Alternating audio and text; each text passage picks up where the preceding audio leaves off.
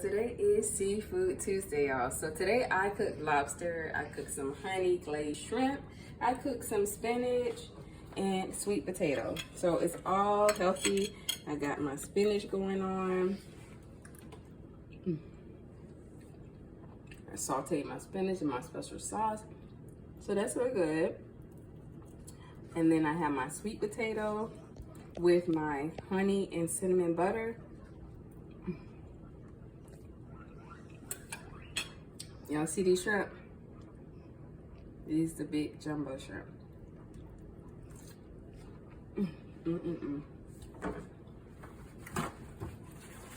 So good. Now here is the lobster, y'all. Go ahead and cut this bad boy. Y'all see how tender it is? Got my butter. And by the way, this is Kerrygo butter. So this is the Kerrygo Irish butter. Y'all,